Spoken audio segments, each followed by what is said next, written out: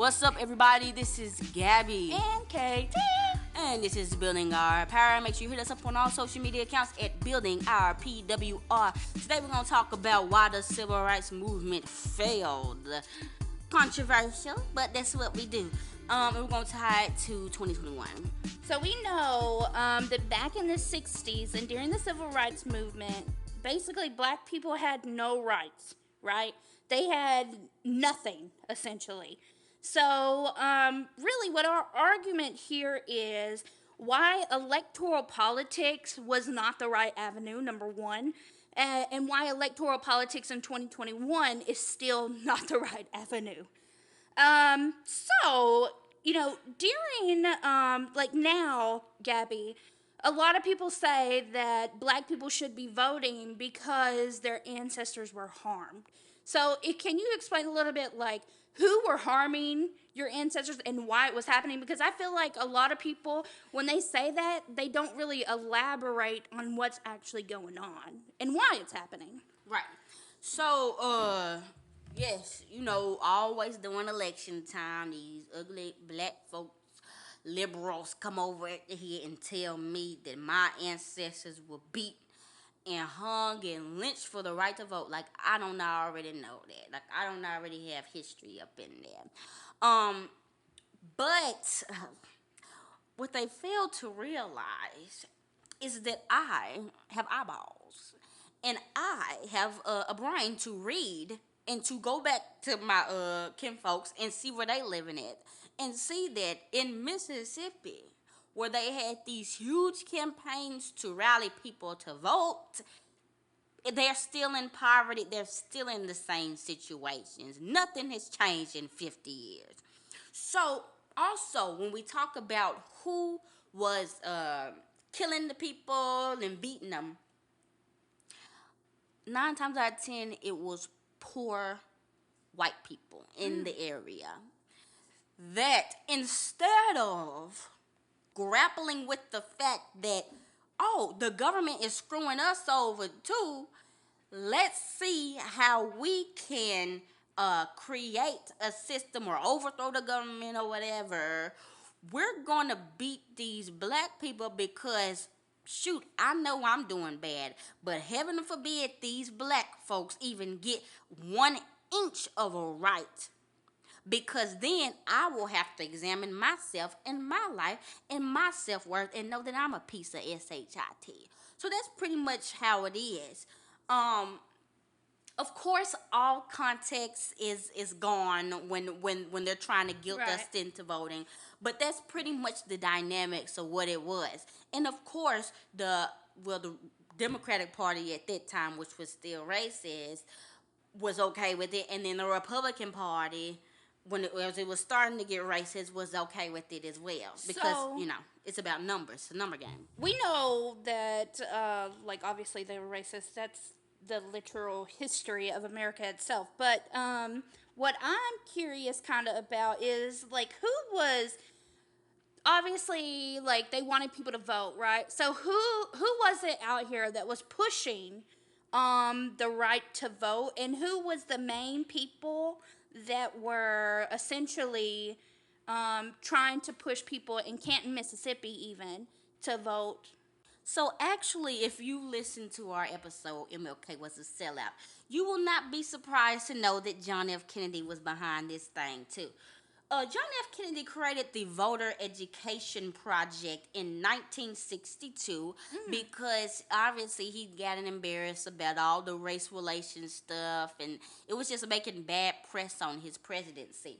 So, what he did is him and Robert F. Kennedy urged civil rights leaders and organizations to engage in voter registration rather than non-violent direct action demonstration. Unofficially, they convinced several nonprofit foundations to fund voter registration work in the South. The Taconic Field, New World, and Stern Family Foundations agreed to contribute significant funds. To raise, administer, and distribute money, the NAACP, Congress of Racial Equality, Southern Christian Leadership, and SNCC formed the Voter Education Project under the auspice of the nonprofit Southern Regional Council. So pretty much, long story short, John F. Kennedy didn't like the way the stuff was going. He bought them and said, "No, y'all gonna work on this. This is gonna be y'all new project," and that's the trajectory that the civil rights movement took from then on. So you're saying, essentially, the United States government infiltrated that movement from the beginning and tried to calm it down. Once they figured out that black people were about to start doing something.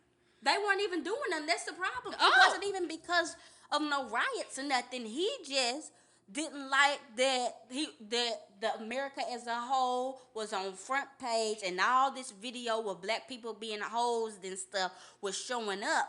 So he just wanted them to be like, well, y'all don't do no more sit-ins. Just get the folks registered to vote. There you go. Speaking of sit-ins, so we did actually watch, we watched a video, right, about some of the marches that happened. And there's this, in this video, we'll make sure to link it down below, but in the video, there's this white guy who's talking about how he went to one of the marches, and at first, he was like, okay, I'm definitely in this, right? And then, eventually, it starts getting a little bit serious, okay? And he says, and I quote, "It was getting serious, so this is no longer an academic experiment." And I kind of just want to sit on that for a second, because it's like, why was black people asking for rights, asking for humanity, an academic experience to begin with? Like, what made them think that was, number one, what made him even think that was okay, and what made it okay for these campuses to even give these people probably credit for going out and doing that? And that's another thing that we need to hit on, is that when y'all talk about that the white and black working class need to be coming together, I want y'all to go back to the civil rights movement, and I want you to look at what these white people did. Look at what my ancestors did. All we did was we went to these movements as some kind of experiment, as some kind of little push, just to see what's going on with the black people, see if we get co-opted. And then from that point, we basically did nothing. Those white people got to go back to their houses. Those white people got to go back and basically just completely ignore the fact that black people were still being harmed. Yeah, they working in nonprofits and they CEOs of corporations. I mean, that's the way it goes. So yes, so now we're coming full circle. So we know now that the United States government used voter registration as a way to quell social unrest in the community and control the civil rights leaders. So, bam. So why in 2021, knowing this knowledge, would I think, oh yeah, so voting is obviously the way to go, because it's worked for us all these years, and obviously there was innocent intention from the jump, so definitely voting is the way to go. No, we're going to touch on this on another episode, but specifically know this. The Democrats do not care about your plight as a black American or anybody in general. You are a number, and that's the only reason why they're going to Mississippi now to work on the gerrymandering, which Ann Moody was talking about in the 80s, which been going on. Y'all never cared about Mississippi till now that you think y'all can turn it blue like Georgia. So don't come over here invoking my ancestors when the only thing y'all trying to do is trying to get y'all numbers up for these presidential elections and all this BS. So I'm over it. Why do they always bring up, here's another, like, this is kind of, it's not really off, but it's not really on either. Why do they always bring up, like, the trauma part of it? You know what I'm saying? Like, that right there in of itself is a manipulation tactic. Well, yeah. Like, that's a way to, like, if you had an abuser every single time they wanted you to do something, well, do you remember when blah, blah, blah? You better go out there and do it. Like, that's one of those manipulation tactics. Remember when I beat your ass? You better go out there Exactly. Like, that in of itself should tell you that, number one, you should not be repeating that to people whenever you're trying to ask them to vote. And number two, it should tell you, like, a clear indication of the propaganda. The propaganda that's being pushed to you daily in regards to this. Definitely, yes. All right, so we're going to shift it to Anne Moody, the author of Coming of Age in Mississippi. Again, I recommend this book to everybody. Go read the book immediately. And she was around during the time of SNCC. She was over there doing the Summer of Freedom, did a lot of organizing. And so she has some quotes on why she thinks the civil rights movement failed, and then we're going to discuss it. Okay, T, go ahead. Yeah, so I'm actually going to be reading a quote from her book, but in order to set the scene for you guys, I just want to give you a little bit of background information. So it's June 12th, 1963, and in the driveway outside his home in Jackson, Mississippi, African American civil rights leader Medgar Evers is shot to death by white supremacist Byron D. Beckwith. So from here, it goes on, and it's in 1970 something whenever Anne Moody is writing her book. And this is what she says. She says, after Medgar's death, there was a period of confusion. Each black leader and organization in Jackson received threats. They were all told they were, quote, next on the list. Things began to fall apart. The ministers, in particular, didn't want to be next. A number of them took that long-promised vacation to Africa or elsewhere. Meanwhile, SNCC and CORE, two organizations that she worked with, became more militant and began to press for more demonstrations.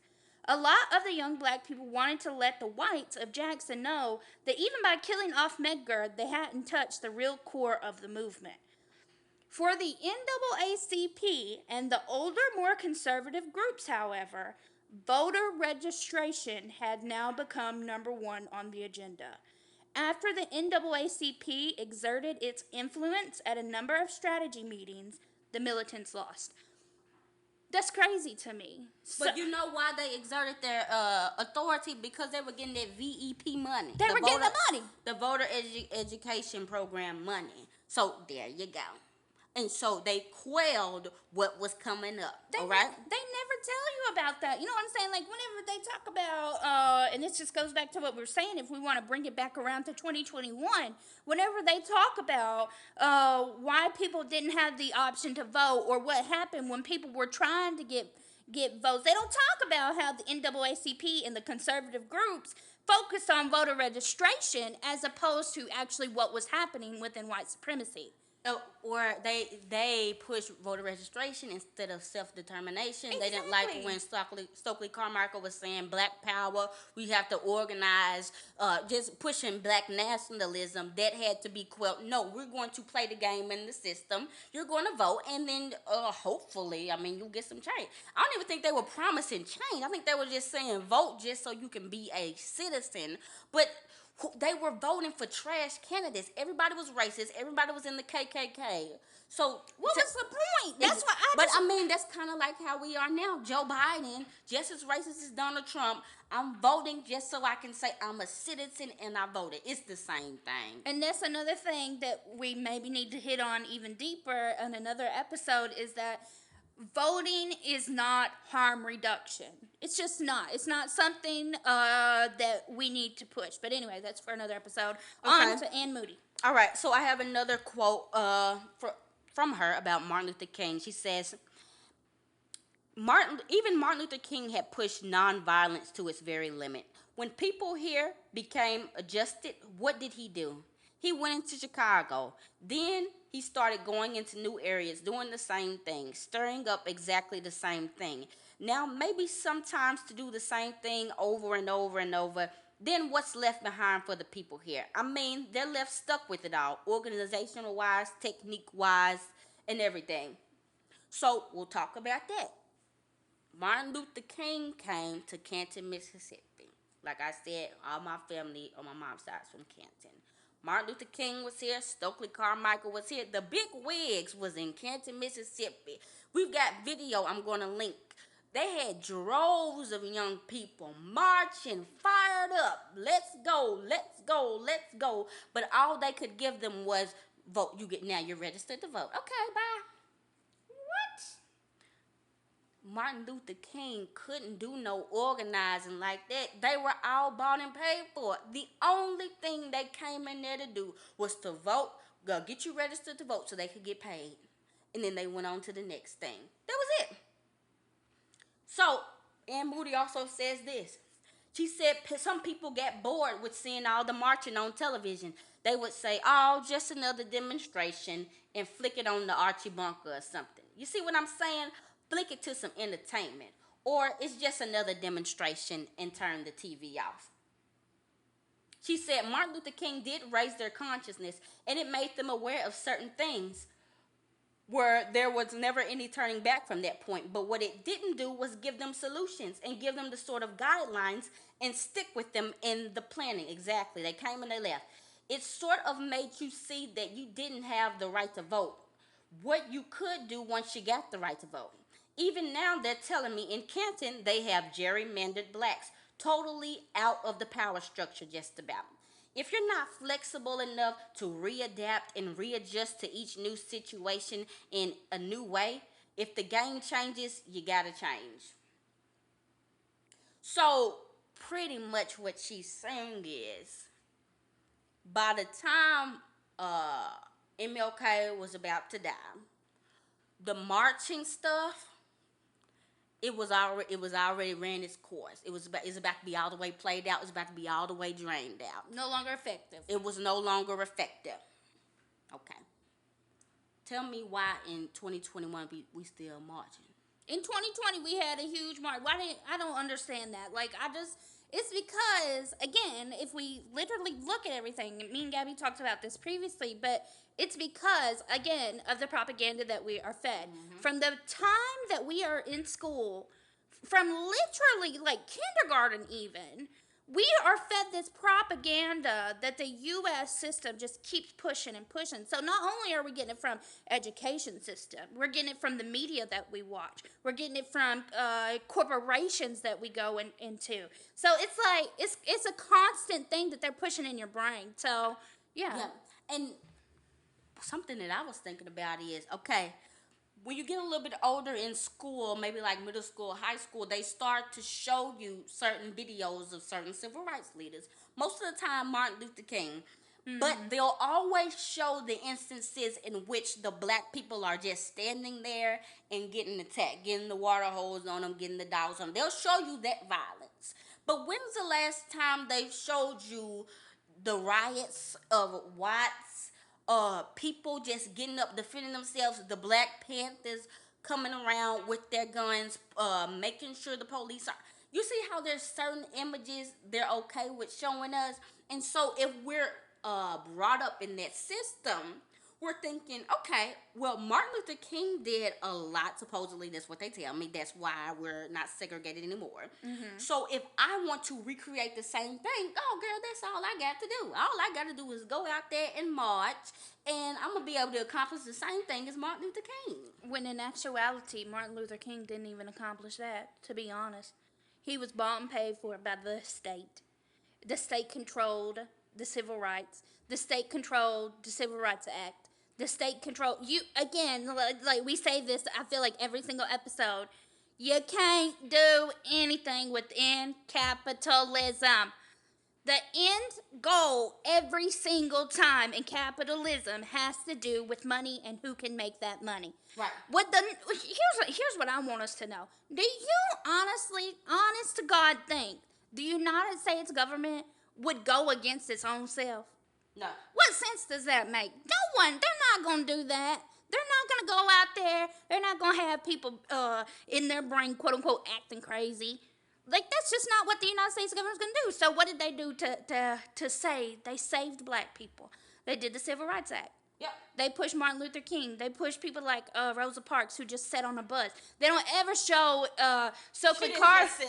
I know, but that's what they say, right? That's what they push to you. And so they don't ever show Stokely Carmichael being the first person to come out and say Black Power. They don't ever show Stokely Carmichael saying how we need to go out there and defend ourselves against the whites.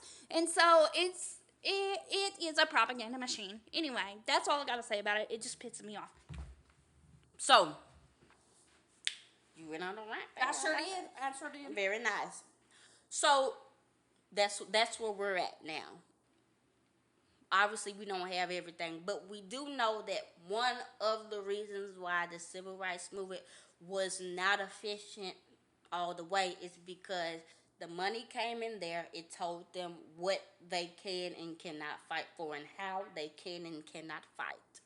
Okay, so then once certain things were passed, the Civil Rights Act was passed, once the Voting Rights Act was passed, once they got enough folks registered to vote, it was over with.